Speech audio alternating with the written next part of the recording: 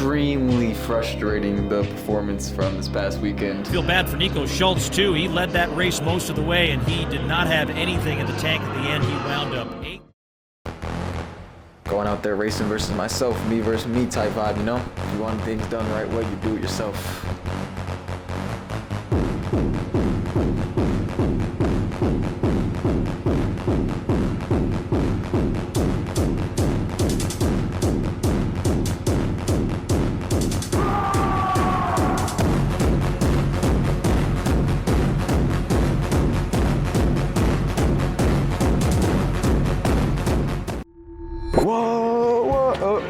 YouTube! It's the week of the Big Ten Championship. This is our third ever indoor Big Ten Championship, and we're coming for it all this season, man. Tomorrow is the day we travel out. We leave out at noon. We're not going to get to Indianapolis until 11, so it's going to be a painfully long travel day. But I'm ridiculously excited to showcase to you guys what I'm going to do this weekend, how the performances are going to go. I'm currently entered in the 800, the DMR, and the 4x4. Depending on how I do in the Open 8 prelims, I may or may not do the 8 leg of that DMR. But who's to see? I mean, I don't know. There's a lot of competitors in the 800 meters finals right now. Right now, I'm number 13 in the Big Ten and number 35 in the nation, but the difference between me and the number like 1 guy right now is like 1 second. So all of us have a chance to potentially become a Big Ten champion this weekend, but I generally want to go out there, have fun, make sure that I'm not overthinking the competition. You just go out there and have a blast. At the end of the day, it's just another race, and I feel better than I ever have in my entire career right now. Fitness-wise, mentally, physically, spiritually, I feel like I'm about to drop something crazy fast this weekend. I'm coming out with the same exact strategy that I was last weekend in Arkansas, where I dropped that 147.4. I'm going to open it up in 24, 50.118, and whoever wants to come with is going to come with, and I'm hoping I get some people to come with me so I can get my national spot. It's going to require a 146.46 to break the school record and also make nationals this year. So wish me the best of luck. Our next clip is going to be us in Indianapolis. Let's go, baby. At Driven Purpose, we're cultivating a culture where your faith can meet your fashion. At Driven Purpose, each purchase will be a small donation to uplift a community and help build churches in the community. So shop at Driven Purpose and use code BLESS15 for 15% off. If you don't feel like doing the mile warm-up, what I feel that you should do is buy some apparel from drivenpurpose.shop. They have everything from t-shirts, hoodies, hats, and many more various options to go ahead and showcase your faith in a stylish fashion. As the owner of Driven Purpose, I approve that message. Shop at drivenpurpose.shop. Man, that travel day was ridiculous, dude. We left at 12 and didn't get in last night until like 11, 12 o'clock, 1 o'clock. I don't even know. I was extremely exhausted, but day before the meet, super excited. About to go down to the track right now. Track, I've seen pictures online. It's beautiful. It's a bank 200-meter track, brand new. A lot of good things have been happening around me too. Since I've been here on this trip, I got a notification that I've officially been accepted back as a Puerto Rican athlete through World Athletics. I requested to switch my eligibility from United States to Puerto Rico. I just never took the time to do it. I've always thought about the decision of whether or not I want to go US or go Puerto Rico, and I officially last week decided to switch it over to Puerto Rico. And so the Puerto Rican national record is 146.2 indoors. I'm gonna try to smash that tomorrow. It's really cool that happened, and I also got in contact with the agent too, an NIL agent, so I'm looking to lock into more NIL deals. So y'all are gonna see some more NIL stuff coming out soon. That's gonna be really fun as well. So yeah, I'm really looking forward to this opportunity to run fast here at the Big Ten Championship. Yeah, I'm taking that thing out. I'm sorry, I'm going 50 point at 118 again because I just felt so good doing that, and I feel like when I'm less crowded and I'm running by myself, I'm just so much more confident. I felt good. I didn't feel tired at all until like the last 100 of that race. We're gonna go through the exact same thing, and honestly, the difference between a 146 and my 147 was just that last 200, right? It was a 29 200 when I ran my 147. I just got to change that to 28, and I got my 146. And easier said than done, obviously. But honestly, what I've noticed I was doing with my hands, I was really fighting. I was like straining so bad. And I saw this video of Usain Bolt, and it was back before he ran the world record. And when he was running like 9.8, 9.9 in the 100, he was like so tense. He was stressing. He was fighting for it so hard. And then I watched his world record race, and he was just so fluent.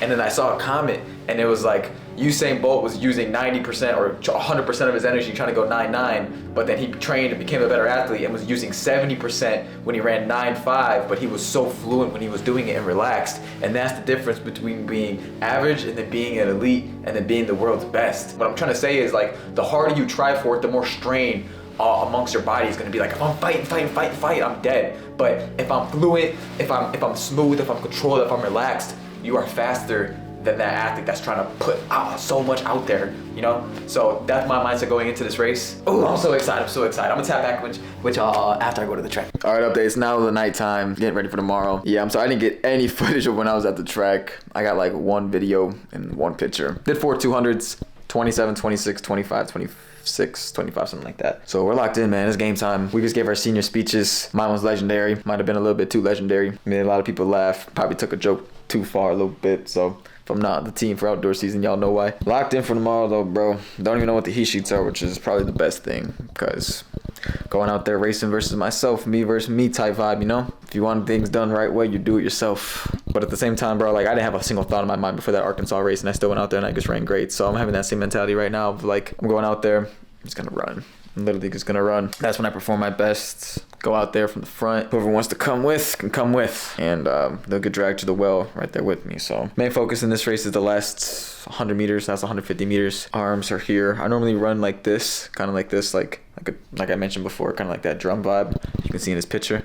But yeah, that last 100, I'm opening up my hands and I'm kind of keep them as straight as possible. Just make sure that I'm not too lactic, smooth, fluid. Whatever happens, happens. So here's how the race went.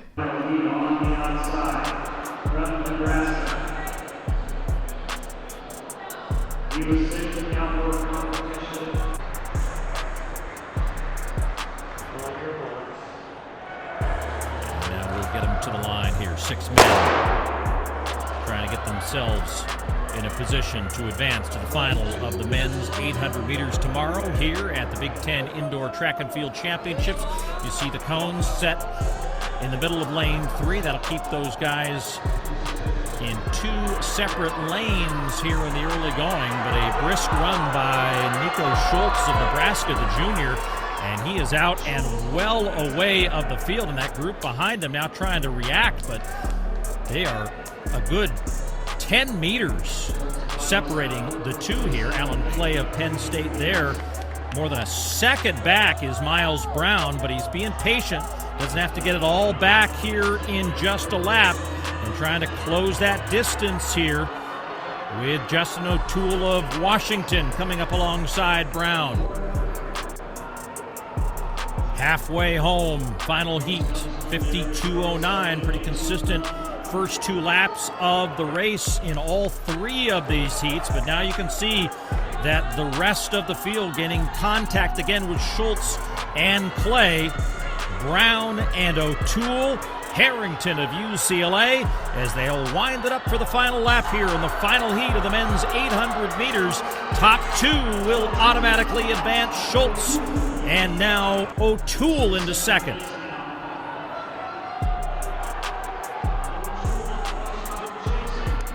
Clay in third. Here comes Harrington, the tallest of the runners for UCLA. He moves into third as they will do battle here over the final 100 meters. Schultz trying to hold on. O'Toole trying to get there. Harrington there as well. Brown trying to get back into it. 4 across the line within a couple of strides of each other. It's going to be good news, though, for Ishii of Penn State, who came in with the fastest seed time, but because this heat was the slowest of the 3, just the 2 across the line here, first and second, will advance as Schultz and O'Toole get spots in the final as the final time qualifier. Hey. Your boy survived and he advanced. No, let me tell you, that race, like it felt good, but it didn't feel great. That made sense. Like if I had to give it like a test score, I'd give it like 85%. Cause to be honest with you, I did not do my normal warm-up routine at all. Like it was so discombobulated. There were so many athletes in there now. I'm not sure if it's because we added the new teams in the Big Ten or what, but that place was absolutely bombarded. Normally, how my warm-up routine goes, I'll do like a mile, and I'll come in, I'll do some like static stretches, some hurdle drills, and I'll go into my dynamics. What I did, I did the mile, right into the dynamics, right into the stride, and I had to go back and do the statics, and then I forgot to do the hurdles, and then like I was all over the place, and then I was like probably 35 minutes too early on my warm-up, and so I arrive at the station to report for the race at 2:40, but I don't race until 3:05, 3:10, and so that was just a complete 25 to 30 minute time period of me just like pacing, bro, going back and forth, doing strides, doing random stuff to try to just stay in it. I definitely felt it the first like 400, I felt kind of like stagnant.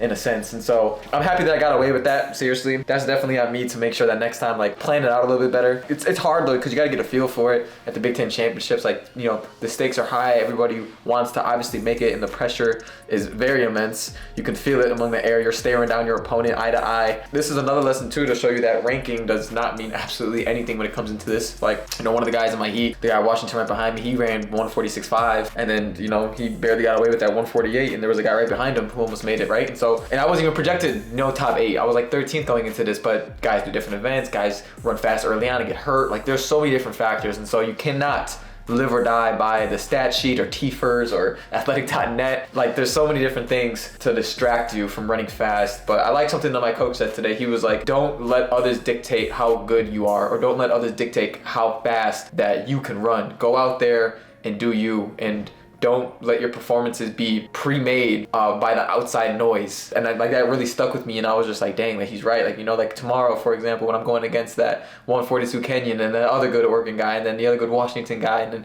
all the Penn State guys, right? There's so many different things I can get distracted by. It's like, calm down, go out there and do what you're capable of doing. And that's getting out fast, setting the tone of the race, and making others come get me. And when they do, when they arrive and when they're side by side with me, just stay calm. Arms. That was my main focus today. You definitely saw me in that last 100 where it was just arms, and I crossed the line smooth. I look at the time, I'm good, I'm walking off the track. Like, it didn't feel that bad, to be completely real.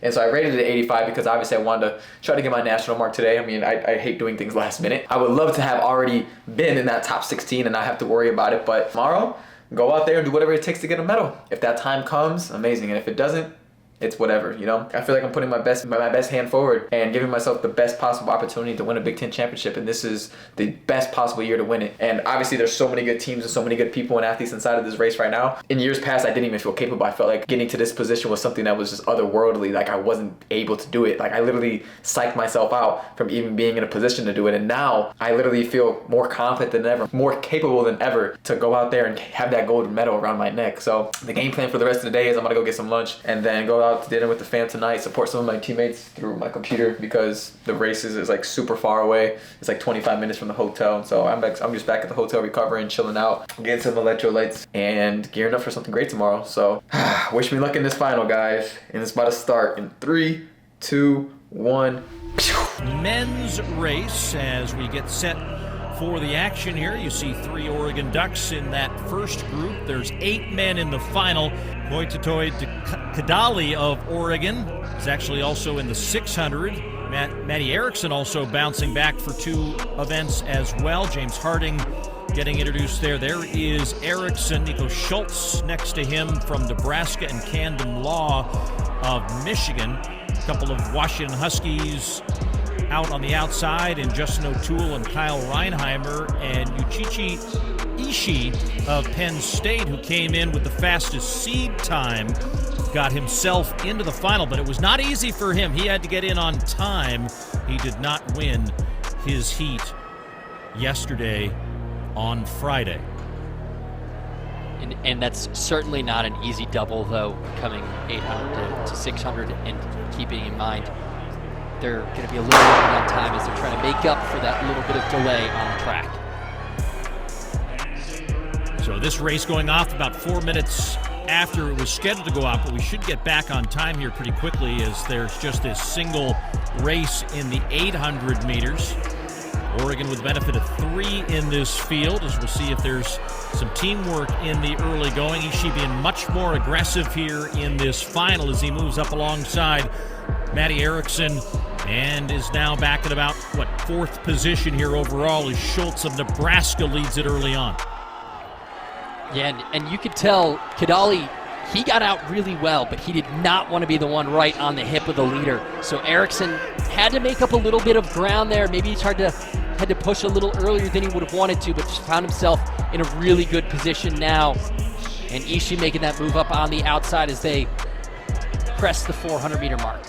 51.25 at the halfway mark for Nico Schultz, and kind of fun bouncing back and forth between the distance races and the sprints. USC has moved into the lead in the team standings. Oregon almost disaster there as James Harding gets tripped up trying to get back in it, but Oregon's trying to kind of counterbalance those sprint points by trying to put some points on the board here with a lap to go. Schultz trying to lead this one wire to wire. Erickson in chase.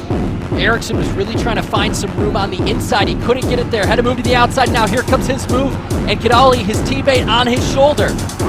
And Camden Law in the Michigan singlet on the outside trying to get back in. Look at Harding weaving through traffic, trying to get back into points with Oregon. Now 1 and 2 and 4 as Erickson Kadali will get to the line for Oregon.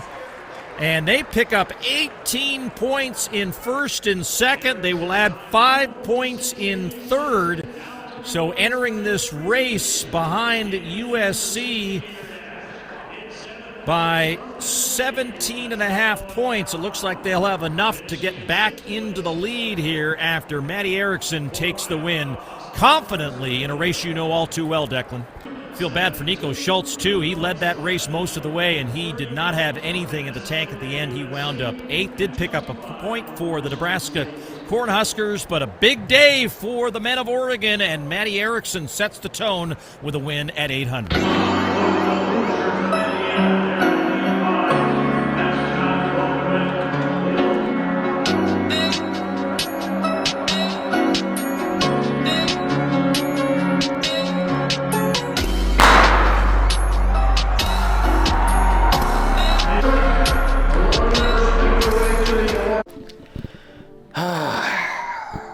It took me a while to make this video. I'm currently about a week after the race, and it messed me up pretty bad. Not even going to lie to everybody watching this. Mentally, it was just so defeating because you felt so strongly into something that you believed in. You felt like you had what it took in order to achieve your goal, right? And not only were we trying to obviously win that race, but we were trying to make nationals. So we took a shot at something that we believed in, and ultimately we failed.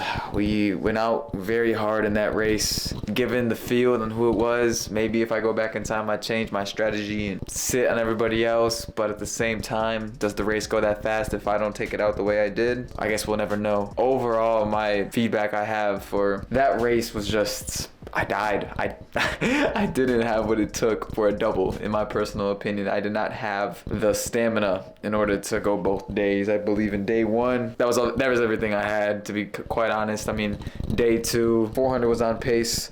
The 600 was not really on pace. I mean, I really slowed down hard from 5 to 6. I tried, like, I used everything I had. I just did not have the same juice that I had back when I ran in Arkansas. I mean, maybe it was the track, maybe it's my fitness. I guess we'll really never know, but we took a shot at 146 and we fell short. Can't be mad at it. For anybody watching this who can relate to this exact feeling where you took a shot at something, you didn't get it. The best advice I got for that is just like, well, it's just another race, right? I mean, I failed numerous times. You guys have saw me at my very best and my very worst, and I'm still going, right? I'm still running. I'm still recording videos, trying to take a shot at something great. I still have a chance to make nationals. Indoor nationals is one of the hardest things to make, especially this year. In years past, my current time would have got me in, but in this year, just a fast year, man. I finished 40th in the nation. Would say my mid-or season was 8 out of 10. I would have loved to have more consistency, but I didn't. I guess we'll just take those lessons and use those during my outdoor season, and remember what this feeling was like to not win it. It was great making the final, but we didn't